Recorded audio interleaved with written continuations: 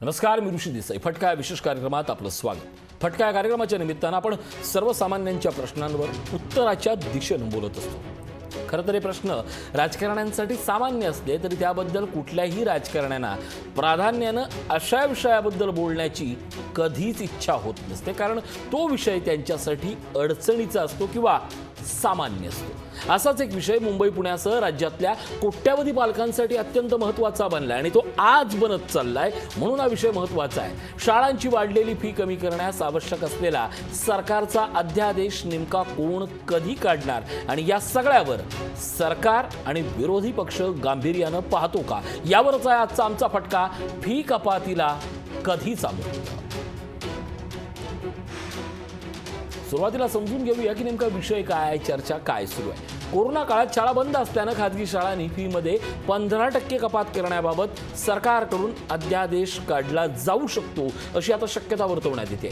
खाजगी शाळांची फी ठरवण्याचा अधिकार राज्य सरकारला नाही, मात्र कोरोना काळात राज्य सरकारच्या आदेशानुसार शाळा बंद आहेत, त्यामुळे या कालावधीपुरता फी कपातीचा अधिकार राज्य सरकारकडे घेण्याचं या अध्यादेशाद्वारे प्रस्तावित असल्याची एक माहिती मिळते. सुप्रीम कोर्टानं महाराष्ट्र सरकारनं राजस्थानप्रमाणे 15% शुल्क कमी करावं असे आदेश दिले होते. तसेच कोरोना कालावधीत केलेली फी वाढ रद्द करण्याच्या निर्णयाबाबतही राज्य सरकारला आता हे नवे निर्देश देण्यात आले. कोर्टाच्या निर्णयानंतर खाजगी शाळांच्या 15% फी कपातीचा अध्यादेश काढण्याची शिक्षण विभागाची एकीकडे तयारी सुरू आहे. मात्र या तयारीला मूर्तरूप कधी मिळणार, कारण पालक राज्य सरकारनं 15%हून अधिकची फी माफ करावी अशी मागणी करत आहेत. या सगळ्यावर शालेय शिक्षण विभागानं खाजगी शाळांकडून मनमानी शुल्क वसुलीच्या विरोधात आता कारवाई करावी अशी पालकांची म्हणणी आहे. म्हणजे 3 टप्प्याची ही सगळी लढाई सुरू झाली आणि या 3 टप्प्यात भरडला जातोय तो म्हणजे कोट्यावधी मुलांचं प्रतिनिधित्व करणारा पालकवर्ग. हे 3 टप्पे कोणते, तर एकीकडे सुप्रीम कोर्टाचा निर्णय, दुसरीकडे राज्य सरकारची आणि शिक्षण विभागाची भूमिका आणि तिसरीकडे तुमचे काहीही निर्णय असले तरी ज्याला ते सहन करायचे आहेत असा सामान्य पालक वर्ग. थोडंसं मागे जाऊया. 8 मे 2020 रोजी राज्य सरकारनं फी कपातीचा अध्यादेश काढला. त्याला हायकोर्टामध्ये खाजगी शाळांनी आव्हान दिलं. त्याला 1 मार्च 2021 मध्ये कोर्टानं सुनावणी सुरू केली. ज्या मुलांनी फी दिली नाही त्यांना काढू नका आणि त्याचवेळी फी किती ठेवायची हा निर्णय शाळांचा असल्याचं म्हटलं होतं. त्यानंतर सुप्रीम कोर्टात हा सगळा निर्णय झाल्यावर हे जे पालक होते या सुप्रीम कोर्टात पालकांनी याचिका दाखल केली. त्यात त्यांनी राजस्थान केसचा दाखला देत 2019-20च्या फीचा विचार करून या वर्षीची फी ही 15% कमी असावी असं सगळं म्हटलं.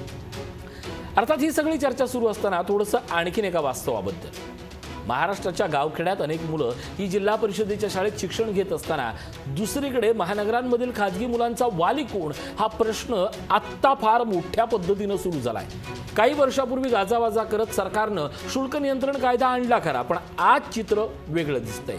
एकाही शाळेवर कारवाई करायची हिंमत ना शिक्षण विभागाच्या सरकारी कारभारात आहे ना शिक्षण मंत्र्यांमध्ये आहे. शुल्क भरण्यासाठी जर अशी डोळ्यासमोर शाळा चालकांकडून जर दमदाटी करण्यात येत असेल तर तुम्ही हातावर हात घेऊन गप्प का बसलाय. आणि सगळ्यात वाईट दुर्दैव, शिक्षण मंत्री बोलत नाहीयेत, मुख्यमंत्री बोलत नाहीयेत, शिक्षण विभाग बोलत नाहीये, सत्ताधारी तर नाहीच नाही, पण विरोधी पक्षाला यातलं आता काही कळतंय की ते कळून गप्प का बसल्यात हा साधा प्रश्न आहे सामान्य पालकांचा. याची उत्तर मायबाप सरकार म्हणून शिक्षण मंत्री आणि मुख्यमंत्री या दोघांनाच द्यावी लागणार आहे. बरं, शिक्षण खात्याचा मुद्दा हा केवळ शिक्षक आणि शाळांचा नसतो, तर तो थेट विद्यार्थी आणि त्यांच्या शिक्षणावर बोट पाडणाऱ्या प्रभावाचा विषय असतो. मागचे काही दिवस शिक्षण खात्यातील कुठलाही विषय असला तरी महाराष्ट्राचं शिक्षण खातं आणि शिक्षण मंत्र्यांवर कधीच त्या विषयावर ते तातडीनं कारवाई करतायत हे मागच्या काही दिवसापासून कोणीही पाहिलेलं नाही. हे सातत्यानं नोंदवलेलं महाराष्ट्राच्या ज्येष्ठ शिक्षण तज्ज्ञांचं निरीक्षण आहे. अर्थात या सगळ्याला केवळ राज्य सरकारचा हलगर्जीपणा कारणीभूत आहे हा दावा देखील अजिबात खोटा ठरत नाही. याच निमित्तानं एक गोष्ट सांगतो. गोष्ट आहे 4 मे 2021ची. सर्वोच्च न्यायालयात जस्टिस खानविलकर आणि माहेश्वरी यांच्या खंडपीठानं हे स्पष्ट केलंय की शाळा सुरू नसल्यानं आणि शाळा सध्या कुठलीही सुविधा विद्यार्थ्यांना पुरवत नसल्यानं शाळांनी सध्याची फी कमी केली पाहिजे. आणि त्यावेळी राज्य सरकारला निर्देश दिले होते की तुम्ही 15% कपात करण्याचे आदेश द्या. अर्थात ही सगळी बातमी 25 जुलैची आणि आज आहे तारीख 27 जुलै. पण या दरम्यान आता अडचणीत येणार आहे तर कोण, तर ते म्हणजे राज्य सरकार. कारण एकीकडे कोर्टाचा निकाल आणि दुसरीकडे कोर्टानं दिलेले निर्देश, म्हणजे दोन्हीकडे उत्तरं द्यायची आहेत ती राज्य सरकारला. खाजगी शाळांकडून लॉकडाऊन दरम्यान विद्यार्थी, शालेय उपक्रम आणि सुविधांचा वापर झाला नसतानाही फीची मागणी ही केवळ नफाखोरी आणि व्यापारीकरण असल्याचं सर्वोच्च न्यायालयानं म्हटलं होतं.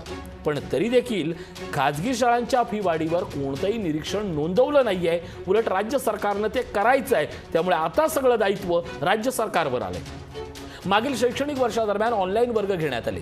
या वस्तुस्थितीची न्यायालयानं दखल घेतली आहे. सर्वोच्च न्यायालयानं असं सांगितलंय की शाळा व्यवस्थापनाची वार्षिक फी शुल्कापैकी किमान सुमारे 15% बचत झाली असेल. त्यामुळे खाजगी शाळांना फीमध्ये 15% कपात करण्याचे आदेश देण्यात आले.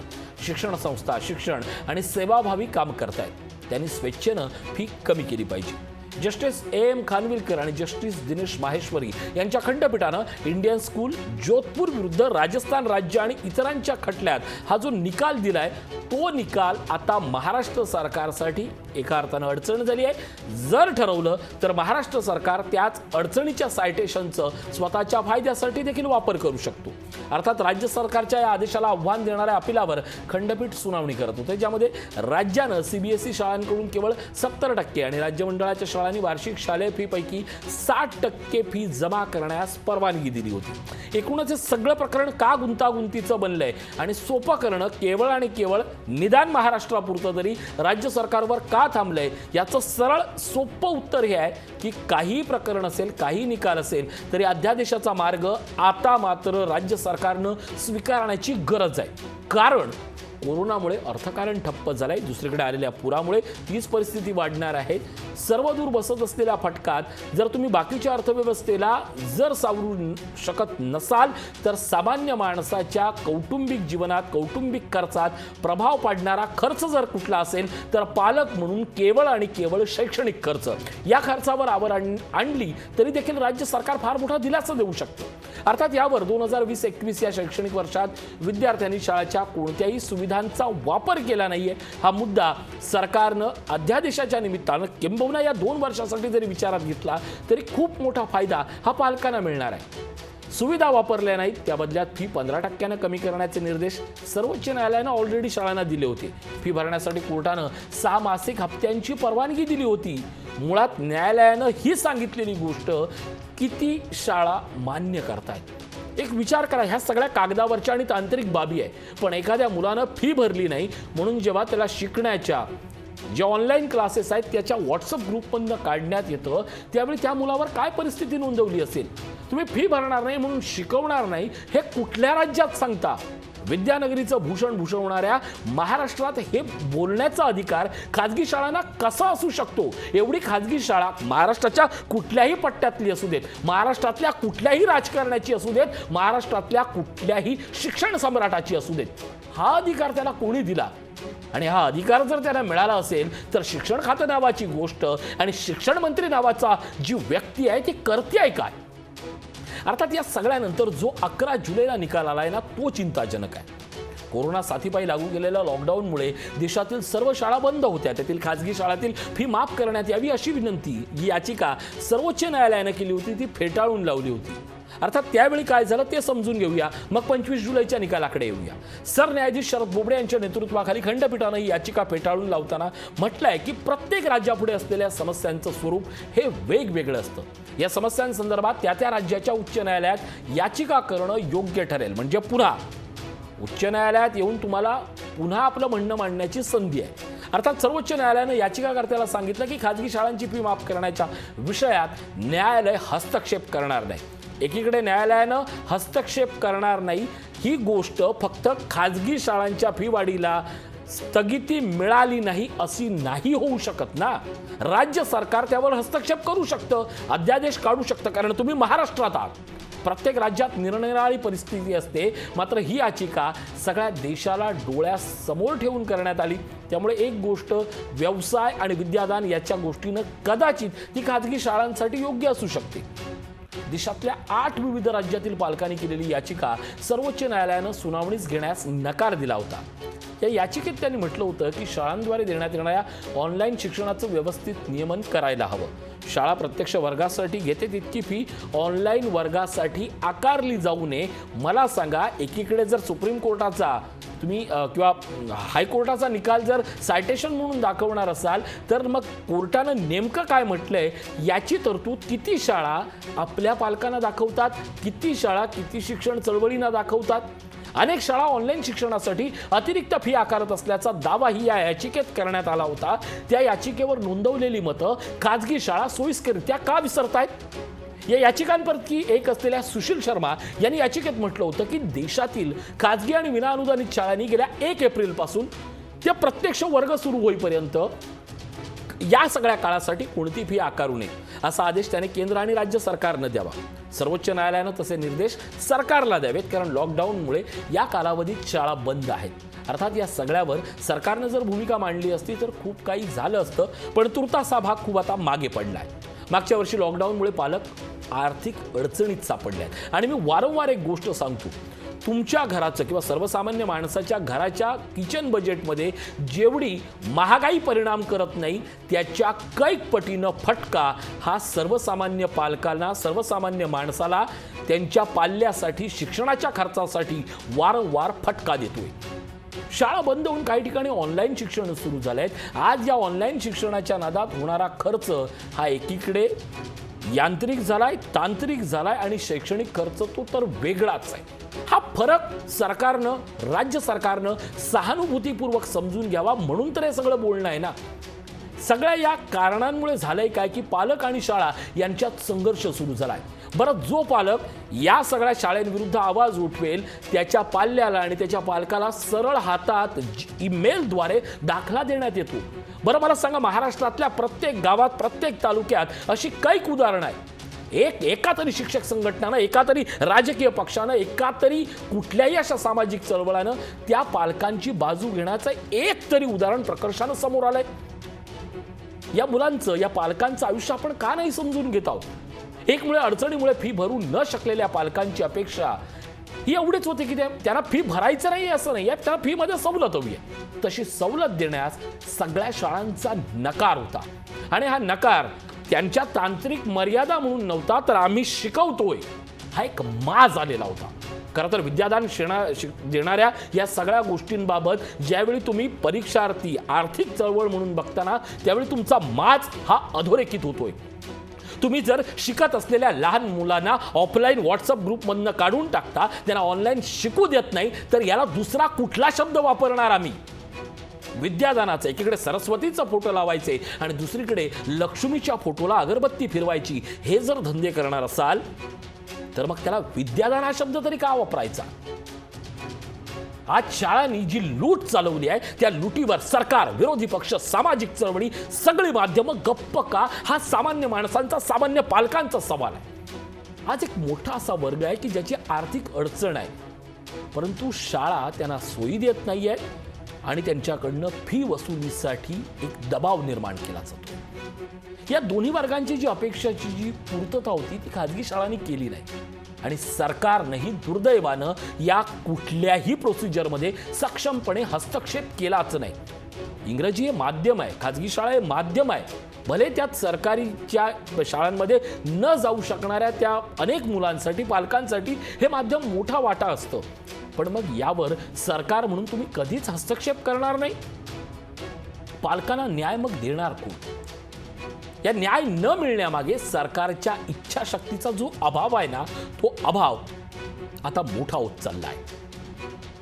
एकीकडे बाकी कुठल्याही सायटेशन असते, एकीकडे बाकीकडे कुठल्याही कोर्टाचे जरी निकाल असले ना, तरी या देशात एक फी नियंत्रण कायदा आहे आणि दुर्दैवानं राज्य सरकारच्या हस्तक्षेप न करण्यामुळे या सगळ्या त्रुटींचा फायदा खाजगी शाळांना होतोय. याच्याकडे शिक्षण खातं पूर्णपणे स्वतःच्या सोयीनं दुर्लक्ष करत आहे. 16 मार्च 2021 रोजी सरकारने एक परिपत्रक काढलं. पालक आणि संघटनांकडनं त्यात सूचना मागवल्या. 1 महिन्याची मुदत दिली गेली.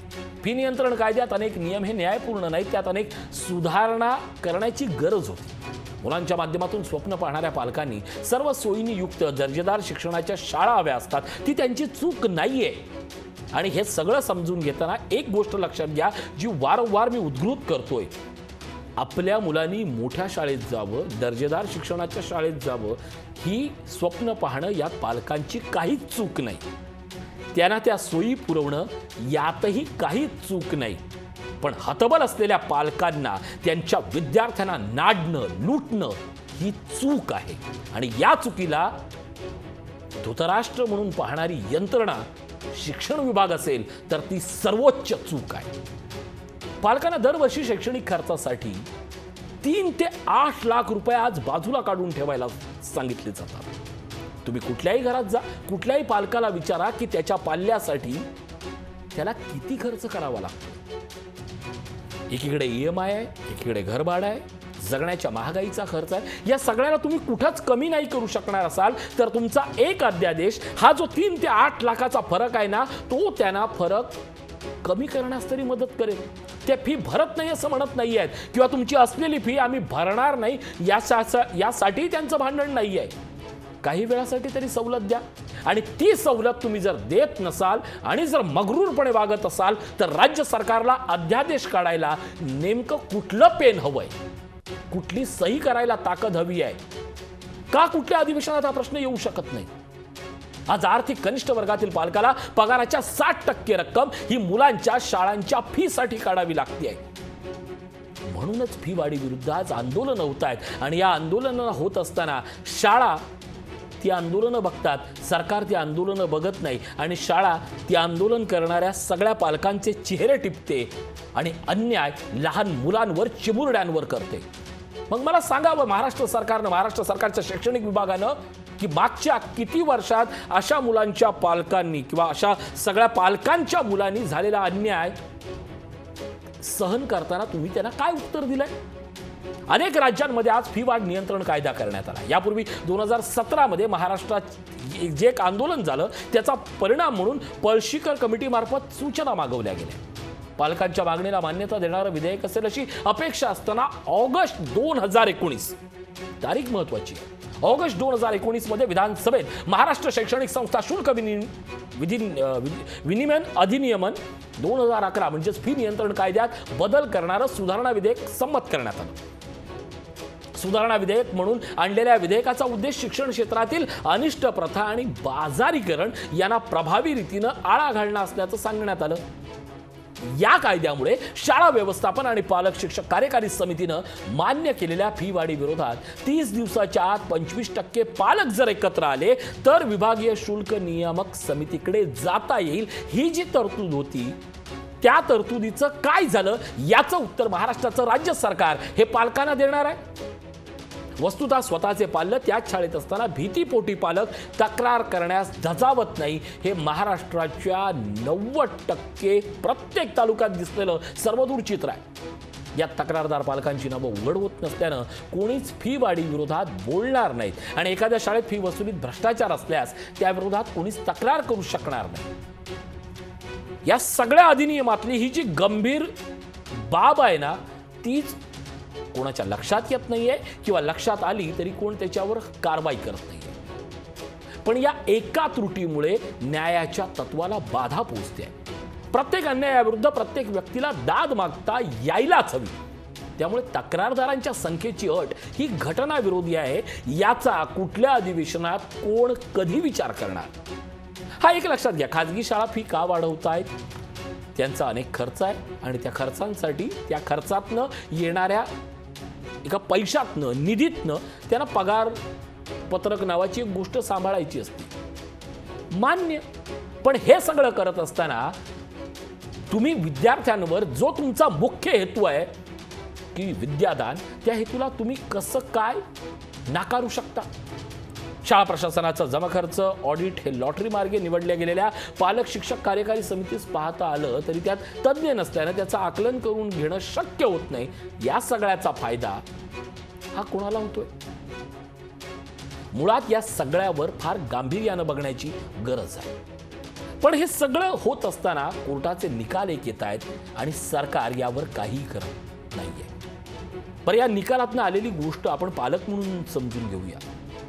पालक म्हणून प्रत्येक व्यक्तीला आज जो फटका सहन करावा लागतोय ना तो फटका फार मोठा आहे। सरकार काय करू शकतं? सरकार जर सर्वोच्च न्यायालयाच्या सूचनेप्रमाणे 15% फी कपात आहे ही फी कपात काही विशिष्ट मर्यादेपर्यंत विशिष्ट कालावधीपर्यंत जरी दिली तरी या क्षणाला जी लाखो पालक मंडळी आहेत त्यांना फार मोठा दिलासा मिळेल आणि हाच दिलासा त्यांच्यासाठी अत्यंत महत्त्वाचा असेल. अर्थात या सगळ्यावर उत्तर शोधण्याची आज गरज निर्माण झाली आहे. या सगळ्यात गंभीर बाब ही आहे की या जो कायदा झाला त्यातली जी गंभीर बाब होती त्यात शुल्काची व्याख्या करताना अभ्यासक्रम विषयक आणि अभ्यासांतर्गत उपक्रमासाठी किंवा सुविधांसाठी रक्कम आकारण्याची मुभा दिल्यानं अप्रत्यक्षरित्या नफा काढून नेण्याचा मार्ग खुला करून दिला. म्हणजे स्नेहसंमेलन उपक्रमाचं काम तिसऱ्या कंत्राटदारास दिलं आणि त्यातनं जर अव्वाच्या सव्वा रक्कम आकारली गेली तर नफा हा शाळेच्या खर्चात न दाखवता तो तिसरीकडे जाईल. हे सगळे प्रकार दिल्लीमध्ये शाळेच्या ऑडिटमध्ये समोर आले, त्याविरुद्ध कारवाई देखील झाली. याशिवाय खाजगी शाळांमधील पालक शिक्षक कार्यकारी समिती अधिक सक्षम करण्याची गरज आहे. दिल्लीतला हा प्रयोग महाराष्ट्रात खऱ्या अर्थानं पालक सभेमध्ये किंवा या सगळ्या फी वाढीच्या विरोधात कधी होणार हा प्रश्न आहे. खाजगी शाळांमध्ये एकाच वर्गाच्या बोर्डाच्या शिक्षणासाठी तब्बल 15,000 पासून 1.25 लाख एवढी फी आकारली जाते. खाजगी शाळांमुळे आर्थिक कुवतीनुसारच्या मुलांची वर्गवारी झाल्यास भविष्यात मुलांमध्ये सामाजिक अभिसरण नावाची जी गोष्ट होणार आहे ना ती फार मोठी आहे. सांस्कृतिक दरी वाढणार आहे. मुलांच्या सामाजिकीकरणामध्ये समाजाचं प्रतिबिंब उमटायला हवं. बंधुता आणि सहिष्णुतेचं मूल्य रुजायला हवं. विविध वर्ग जात धर्माची मुलं एकोप्यानं यावी यासाठी शाळांच्या फीचं नियमन करणं आज गरजेचं आहे. पण दुर्दैवानं समोर येत असलेलं चित्र हे फार वाईट आहे. शाळांना फी आकारायची असेल तर ती एका मर्यादेपर्यंत आकारावी. आणि आज महाराष्ट्र सरकारला या सगळ्याच्या निमित्तानं एकच सांगणं आहे की आज तातडीनं अनेक पालकांचा जो प्रश्न आहे तो प्रश्न तुम्ही गांभीर्यानं घ्या. या पालकांना न्याय द्या, कारण त्यांचं पाल्य एका शाळेत जात आहे आणि शाळा केवळ आणि केवळ त्याने फी दिली नाही आणि म्हणून जरी तो मुलगा हुशार असला तरी त्या मुलाला कुठल्याही क्षणी काढून टाकेल. सगळी महागाई सहन करण्याचा ठेका घेतलेला हा पालक वर्ग आज एका आणखी महागाईच्या ओझ्याखाली भरडला जातो. आणि दुर्दैव म्हणून सरकार कुठल्याच गोष्टीकडे पाहत नाहीये आणि हे पाहावं म्हणून होता आजचा हा विशेष फटका. आजच्या लोकशाही न्यूजमध्ये या विशेष कार्यक्रमात इथंच थांबतोय. पाहत राहा लोकशाही न्यूज.